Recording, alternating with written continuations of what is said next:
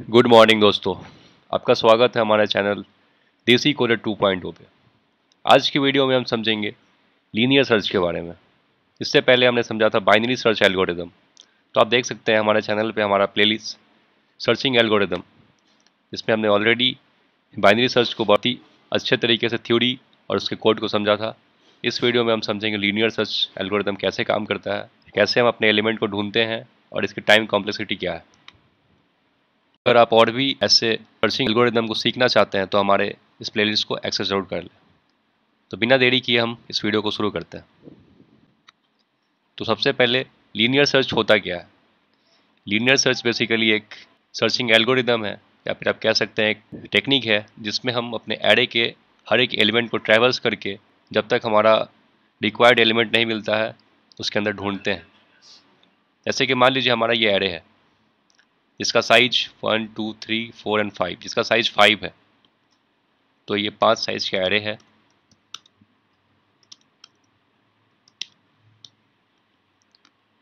तो इस एरे का इंडेक्सेस साइज -1 मतलब 4 तक रहेगा।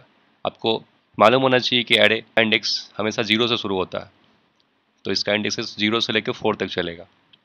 मान लीजिए इसके अंदर हमें ढूंढना है कि 40 है कि नहीं। तो 40 हमारा टारगेट एलिमेंट है। तो इसको ढूंढने के लिए हम अपने 0th इंडेक्स से शुरू करेंगे और n-1 मतलब अपने एरे के साइज -1 इंडेक्स तक हर इंडेक्स पे जाके उस एलिमेंट से अपने टारगेट एलिमेंट को कंपेयर करेंगे और देखेंगे कि वो एलिमेंट हमारे टारगेट के बराबर है कि नहीं। तो यही होता है आपका लीनियर सर्च एल्गोरिदम। आइए इसका ट्राई रन करते हैं। जैसे कि हमें 40 सर्च करना है इस एरे के अंदर, तो हम लूप के अंदर है। फर्स्ट टाइम हमारा आई अभी 0 पे है। इंडेक्स पे हम कंपेयर करेंगे कि जो 0th इंडेक्स पे जो हमारा एलिमेंट है क्या वो हमारे टारगेट के बराबर है। तो आप देख सकते हैं टारगेट 40 है और यहाँ का एलिमेंट 10 है। तो नहीं, तो आई हमारा आइटरेट होगा। अब आई 1 पे है और फिर इस एलिमेंट से कंपेयर करेंगे। तो यहाँ भी हमारा एलिमेंट सेम नहीं है इस एलिमेंट से, तो फिर आइटरेट होगा, 30 पे जाएगा। अब हमारा इंडेक्स 2 है और इंडेक्स 2 पे जो एलिमेंट है वो 30 है। ये भी हमारे टारगेट के बराबर नहीं है, तो आई फिर से आइटरेट होगा और आई अब आ गया थर्ड इंडेक्स पे। थर्ड इंडेक्स का जो एलिमेंट है आप देख सकते हैं 40 है और हमारा टारगेट एलिमेंट भी 40 है। तो हमारा जो रिक्वायर्ड एलिमेंट था, जो टारगेट एलिमेंट था, हमारे थर्ड इंडेक्स पे मिल चुका है हमें। तो अपने लूप को यहीं से रिटर्न कर सकते हैं या फिर किसी इंडेक्स वेरिएबल में इसका इंडेक्स स्टोर कर सकते हैं। तो ये था हमारा लीनियर सर्च एल्गोरिदम। समझने के लिए एक और एग्जांपल लेते हैं। तो आप देख सकते हैं हमारा ये एक दूसरा एरे है जिसके एलिमेंट्स 5 7 9 13 21 और 27 है। इस एरे का साइज 6 है और हमारा टारगेट एलिमेंट जिसे हमें ढूंढना है इस एरे के अंदर वो हमारा 27 है। तो इस एरे का इंडेक्स 0 से स्टार्ट होगा और साइज -1 मतलब 5 तक जाएगा। तो हमारा लूप 0 से स्टार्ट हो रहा है, तो आई अभी 0 पे है। सबसे पहले 0th इंडेक्स पे हमारा एलिमेंट जो 5 है उससे कंपेरिजन होगा कि क्या वो एलिमेंट हमारे टारगेट वैल्यू के बराबर है। तो आप देख सकते हैं दोनों सेम नहीं है, तो हमारा आई आइटरेट होगा। आई अब इंडेक्स 1 पे है। इंडेक्स 1 के एलिमेंट से कंपेरिजन चलेगी, तो यहाँ भी दोनों सेम नहीं है, तो आई फिर से आइटरेट होगा। अब सेकंड इंडेक्स पे आ चुके हैं हम लोग। सेकंड इंडेक्स पे जो एलिमेंट है वो 9 है और हमारा वैल्यू 27 है, तो ये भी सेम नहीं है। तो ऐसे ही करते करते सो ऑन हम अपने लास्ट इंडेक्स पे पहुंच रहे हैं और यहाँ देख रहे हैं कि हमारा जो फिफ्थ इंडेक्स पे जो एलिमेंट है वो हमारे टारगेट वैल्यू के बराबर है। तो हमें हमारा एलिमेंट यहाँ मिल चुका है। यहाँ पे हम अपने लूप को ब्रेक कर सकते हैं या फिर किसी इंडेक्स वेरिएबल में इसका इंडेक्स स्टोर कर सकते हैं और फिर प्रिंट कर सकते हैं कि हमारा जो वैल्यू है इस इंडेक्स पे हमें मिल चुका है। लूप का जो हमारा आइटरेशन है वो 0 से स्टार्ट होगा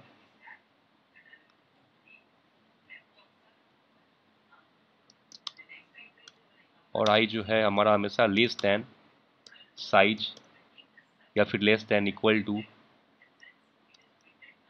साइज -1 तक चलेगा और आई हमेशा आइटरेट होगा आई प्लस प्लस। तो हमारे लूप का जो फोर लूप का कंडीशन होने वाला है वो कुछ ऐसा होने वाला है। तो आइए अब इसको कोड करते हैं। सबसे पहले हमारा हेडर फाइल एसएनटीओ डायोस्ट्रीम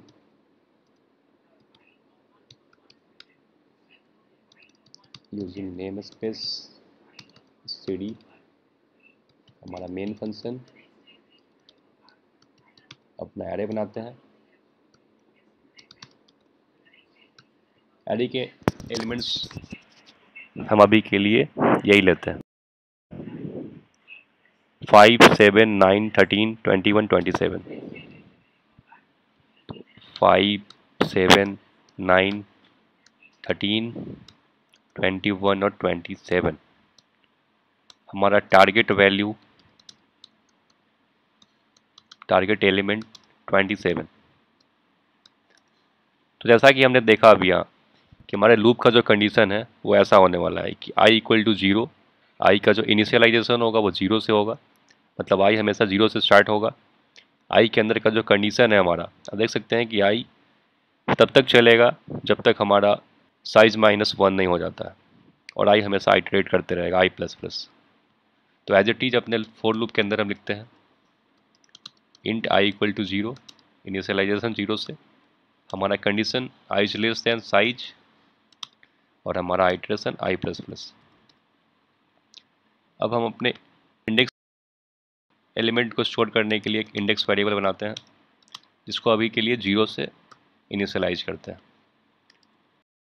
कंडीशन होने वाला है इफ़ अगर एरे का जो ith एलिमेंट है, जो इंडेक्स पे पड़ा हुआ एलिमेंट है, वो अगर हमारे टारगेट के बराबर है,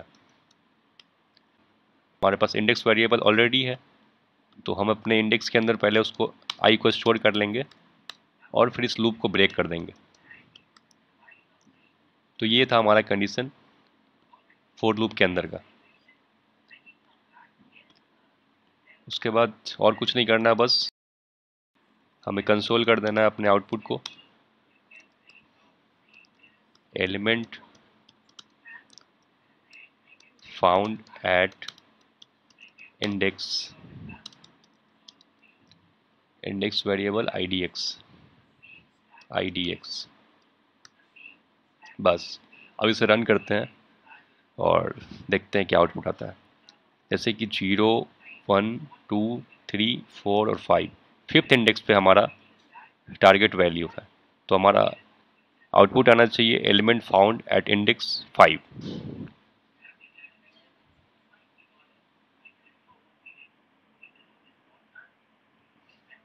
यहाँ हमने आयो स्ट्रीम का स्पेलिंग गलत लिखा है, आयो स्ट्रीम।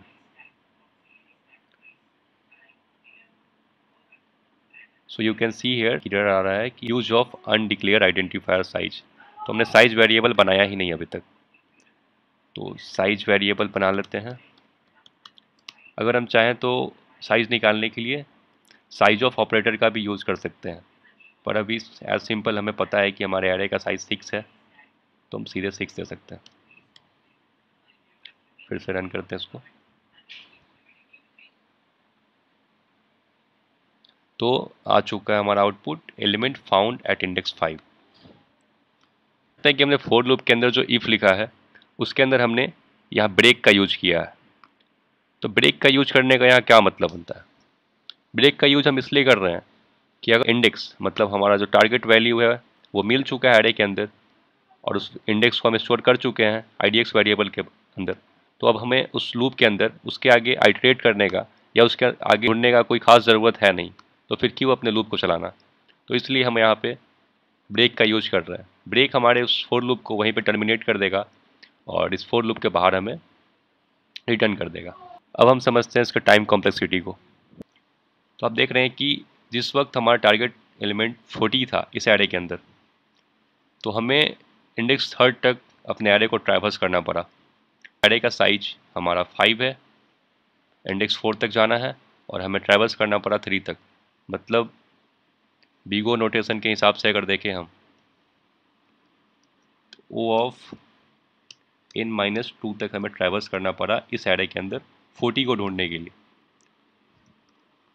तो हम बीगो नोटेशन के अंदर कांस्टेंट को इग्नोर करते हैं, तो इसलिए हमारा यहाँ पे time complexity O of n होगा।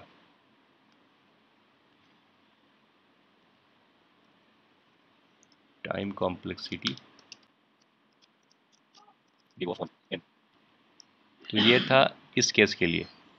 व्हाट इफ कि अगर हमारा एलिमेंट फर्स्ट इंडेक्स पे मिल जाए, फर्स्ट इंडेक्स पे अगर मिल जाता है 0th पे, तो ये एक बेस्ट केस में अगर हमारा एलिमेंट फर्स्ट एलिमेंट पे मिल जा रहा है तो वो हमारा कांस्टेंट टाइम होगा और उससे हम बोलेंगे बिग ऑफ 1।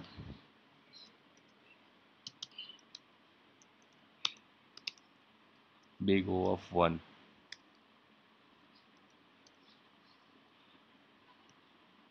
तो लीनियर सर्च का बेस्ट केस में time complexity big O of 1 होता है, एवरेज केस में big O of n and worst case में भी big O of n। Worst case में O ऑफ n क्यों होता है, आइए इस एरे के अंदर हम समझते हैं। आप देख सकते हैं कि इस एरे के अंदर हमारा जो टारगेट एलिमेंट था वो सबसे लास्ट इंडेक्स पे था। तो मतलब इस एलिमेंट को ढूंढने के लिए इस एरे के अंदर हमें 0 से लेके लास्ट एलिमेंट तक हमें ट्रैवर्स करना पड़ा, मतलब लास्ट इंडेक्स तक ट्रैवर्स करना पड़ा। तो अगर हम टाइम कॉम्प्लेक्सिटी इसका निकालते हैं तो मैथमेटिकली इसका टाइम कॉम्प्लेक्सिटी तो O ऑफ n -1 होना चाहिए। n हमारा साइज है इस एरे का, और ओवरऑल देखिए तो ये भी हमारा O ऑफ n हुआ क्योंकि कांस्टेंट को हम इग्नोर करते हैं। तो इसका भी time complexity big O of n है। वर्स्ट केस में इस एरे के अंदर हमें पूरा एरे को ट्रैवर्स करना पड़ा इस एलिमेंट को ढूंढने के लिए। तो वर्स्ट केस में भी इसका बिग O ऑफ n है और एवरेज केस में भी O ऑफ n है, और बेस्ट केस में जब हमारा एलिमेंट फर्स्ट इंडेक्स पे मिल जाए तो उस वक्त हमारा टाइम कॉम्प्लेक्सिटी O ऑफ 1 कहलाएगा।